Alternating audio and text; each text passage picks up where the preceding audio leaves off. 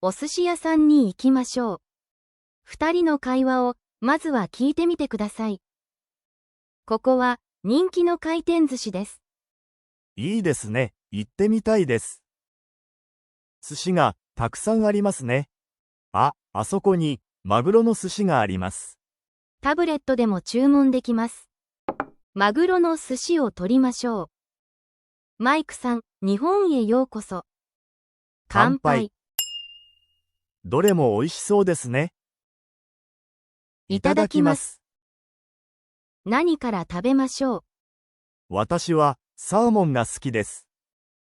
本当に美味しいです。あなたに気に入ってもらえて嬉しいです。あれは何ですか？あれはエビです。これはイクラです。イクラは鮭の卵です。このお寿司はどうですか？少し珍しい味ですが、とても美味しいです。たくさん食べましたね。お腹いっぱいです。もう食べられません。では、お会計をしましょう。回転寿司はタブレットでお会計ができます。ごちそうさまでした。また来ましょうね。はい、よろしくお願いします。今からシーンごとの会話を解説していきます。日本語を勉強し始めた人はもちろん、JLPT の勉強をしている人は、N5 から N4 へのステップアップができるように、一緒に勉強していきましょう。この動画を見ると、あなたが日本の回転寿司に行った時に、困ることなく楽しむことができます。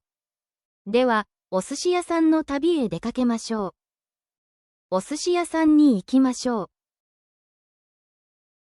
お寿司屋さんに行きましょう。何々しましょう。これは相手に一緒に何かをしませんかと働きかける使い方です。行きましょと元気に言うと積極的な提案になります。う。行きましょうか？と語尾を上げると相手の意向を伺う優しい提案になります。この動画では何々しましょうが会話の中であと4つ出てきました。動画の最後にもう一度2人の会話を聞くパートがあるので注意して聞いてみてください。ここは人気の回転寿司です。いいですね。行ってみたいです。これらは場所を指し示す言葉です。ここは話す人から近くの場所。そこは聞く人から近くの場所。あそこは話す人、聞く人、どちらからも遠い場所。どこは場所を尋ねる疑問詞です。ここはレストランです。そこの醤油を取ってください。あそこにマグロの寿司があります。駅はどこですか？いいですね。いいですの終わりにねをつけることで私もそう思いますと相手に共感するニュアンスになります。日本語のコミュニケーションを円滑にするために非常に重要な役割を果たします。いいですだけだと OK という意味だけでなく遠慮するという意味にもなるので注意してください。行ってみたいです。行きたい。目的が決まっているただの希望を表す表現です。行ってみたい。まだ行ったことがないから体験してみたいというワクワク感がプラスされます。この違いを使い分けることであなたの日本語はものすごく上手になります。食べたい。食べてみたい。飲みたい。飲んでみたい。タブレットでも注文できます。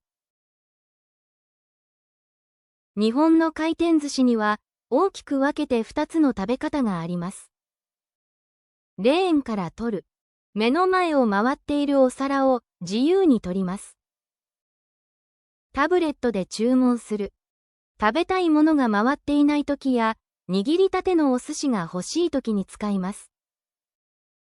では、何々でもについてお勉強しましょう。例文では A だけでなく B という手段もあるという意味で使われました。他にも手段はあるけど、タブレットという手段も選べます。という意味ですね。タブレットで注文できます。これはタブレットを使って注文すると手段を限定しています。スマホでも調べられます。辞書やパソコンでも調べられるけど、スマホでも調べられる。という意味です。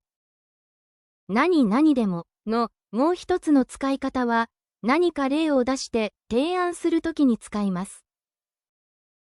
お茶でも飲みませんか？例えば、お茶など何か飲みませんか？と提案しています。ちょっと上級者レベルの会話です。あなたならできるのでチャレンジしてください。一緒にお食事でもどうですか？例えば、食事など一緒に出かけませんか？と提案する質問です。日本へようこそ。乾杯。ようこそ。遠いところからよく来てくれました。という歓迎の気持ちが強い言葉です。久しぶりに会う人や、初めてその土地に来た人を温かく迎えるときに使います。ここで、あなたは疑問に思ったかもしれませんね。お店などで使われる、いらっしゃいませ、という言葉とは、何が違うのでしょう。いらっしゃいませは、中へ入ってください。ここへ来てください。という迎え入れの言葉です。主に建物、家、店の入り口で使います。問題。あなたの家に友達が来ました。何と言いますか？いらっしゃい。海外からあなたの町に友達が来ました。何と言いますか？ようこそ。乾杯。乾かす。杯、グラス。杯を飲み干して空にするというのが元々の意味です。乾杯は全員の飲み物が揃ってから言います。みんなと一緒に飲み物を持って交流を楽しむ時の合図です。日本では目上の人と乾杯するとき、自分のグラスを相手のグラスより少し低い位置に当てると、より丁寧で敬意が伝わります。お酒だけでなく、ソフトドリンクやお茶でも、みんなで食事を始める合図として使います。どれも美味しそうですね。いただきます。どれ、何、どこ、これらは疑問詞です。これらに、も、をつけると、全部、という意味がプラスされます。どれも、かわいいです。何も、ありません。否定文で使うことが多いですが、肯定の意味で使う場合もあります。どこも、人が多いです。おいしそう。おいしいという形容詞のいを取って、そうをつけます。この表現は自分の目で見て直感的にそう感じたときに使います。食べる前はおいしそう、食べた後はおいしいです。このマグロは新鮮そうですね。このマグロは新鮮です。このわさびは辛そうですね。このわさびは辛いです。日本では食事の前にいただきます。食べ終わったら、ごちそうさまでした、と挨拶をします。いただきますは、肉や魚、野菜などの食材そのものの命をいただくことへの感謝の言葉です。また、料理を作ってくれた人など、食事に関わる人への感謝の言葉でもあります。ごちそうさまは、料理を作ってくれた人への挨拶でもあります。レストランなどで食事をした際は、シェフやレジで会計をしてくれた店員さんにも言うといいですよ。何から食べましょう。私はサーモンが好きです。何々から起点を表します。時間9時からや場所駅からだけでなく1からのように順番の最初を指定するときにも使われます。回転寿司にはこれを先に食べなければいけないという厳しいルールはありません。しかし、日本ではよく魚の白身などの味の薄いものからトロやアナゴなどの味の濃いものへ進むのが美味しく味わえると言われています。私はマグロが好きです。彼はエビが好きです。あなたに気に入ってもらえて嬉しいです。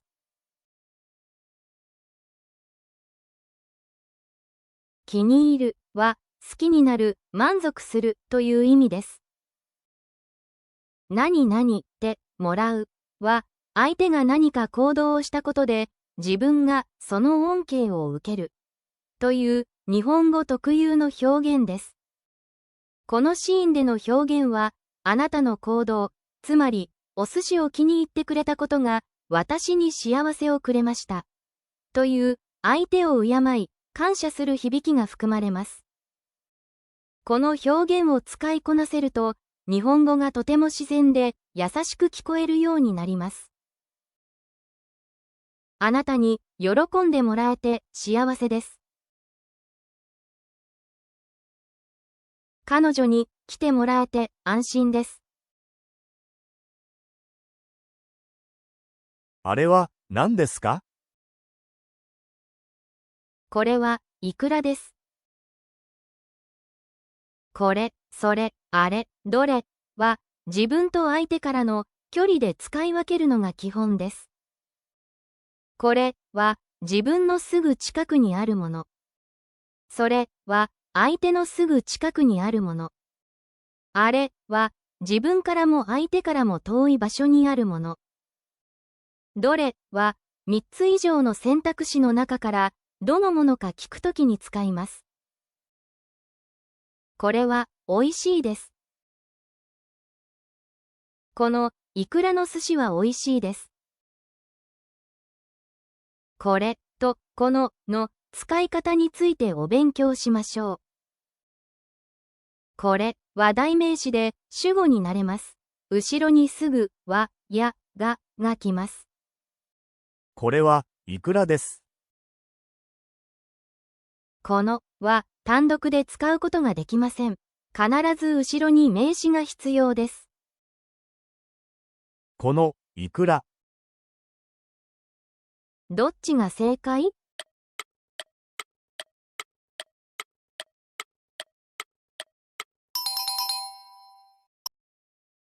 イクラは鮭の卵です。鮭の卵に味をつけて加工した食品をイクラと言います。値段を表現するいくらとはアクセントが違うので気をつけましょう。少し珍しい味ですが、とても美味しいです。珍しい。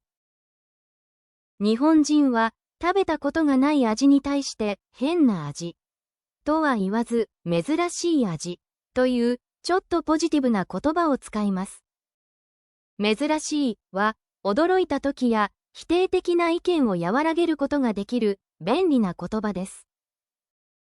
この会話では少しという控えめな表現もプラスしていますね。お腹いっぱいです。もう食べられません。もうは、これ以上の変化がないことを示します。食べられますは、可能な状態。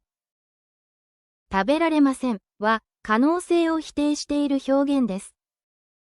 これ以上食べる能力がないという状態を正しく伝えています。食べませんだと、嫌いだから、ダイエット中だから食べないという意思に見えてしまいます。食べられませんということで、本当は食べたいけれど、お腹に余裕がないという状況を伝えることができます。さて、堅苦しい勉強はここまでです。今から少しだけ回転寿司の豆知識をお伝えします。あなたが知っている情報はあるでしょうか？お寿司は箸で食べる？お寿司は箸を使わず手でつまんで食べてもマナー違反ではありません。私は手で食べますよ。醤油はどこにつける？醤油は刺身などのネタにつけます。ご飯の方に醤油をつけるとシャリが崩れてしまいます。お寿司を少し横に倒して刺身の先にちょっとだけ醤油をつけてください。回転寿司のマナーは？一度レーンから取ったお皿を戻してはいけません。食べ終わったお皿を重ねておくのが一般的です。お茶も無料なの？日本の回転寿司ではテーブルにある粉末の緑茶とお湯を使って自分でお茶を入れます。これは無料です。寿司以外の食べ物もあるの？回転寿司はお寿司や味噌汁だけではありません。フライドポテトのような揚げ物やうどん、ラーメンなどの麺類、ケーキやアイスクリームなどのデザート、お酒やソフトドリンクも注文できる店舗が多いです。生魚が苦手な人も食べられるお寿司がありますよ。タブレットでどうやって会計するの？タブレットの注文履歴ボタンを押すと、今、何をどれだけ食べたかが一目でわかります。タブレットの会計ボタンを押すと、店員さんが来てお皿をスキャンする場合と、そのままレジへ行くように指示される場合があります。日本語だけでなく、英語や中国語に言語を変えられる場合が多いです。わさびが苦手なんだけど。回転寿司は、わさびが入っていないことが多いです。わさびが好きな人は、テーブルにあるわさびを自由に使ってください。皿の色で値段が違うって本当？皿の色によって値段を変えている回転寿司は多いです。皿の色で値段が違う場合は、店舗にわかりやすく写真が貼ってあります。気になる場合は、タブレットで値段を確認してみてください。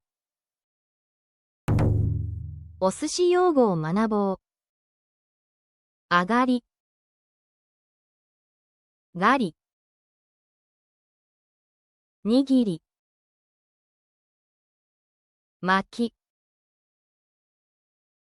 軍艦、いなり、玉、シャリ、ネタ、お愛想。お寿司屋さんに行きましょう。では、もう一度2人の会話を聞いてください。ここは人気の回転寿司です。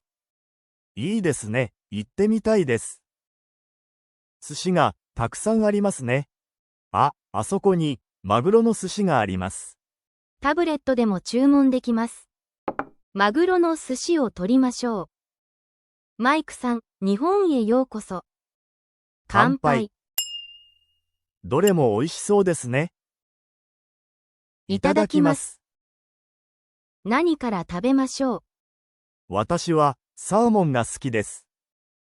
本当に美味しいです。あなたに気に入ってもらえて嬉しいです。あれは何ですか？あれは、エビです。これは、イクラです。イクラは鮭の卵です。このお寿司はどうですか？少し珍しい味ですが、とても美味しいです。たくさん食べましたね。お腹いっぱいです。もう食べられません。では、お会計をしましょう。回転寿司はタブレットでお会計ができます。ごちそうさまでした。また来ましょうね。はい、よろしくお願いします。お疲れ様でした。この動画が気に入ってくれた人は、ぜひチャンネル登録と高評価をお願いします。コメントもお待ちしております。また次の動画でお会いしましょう。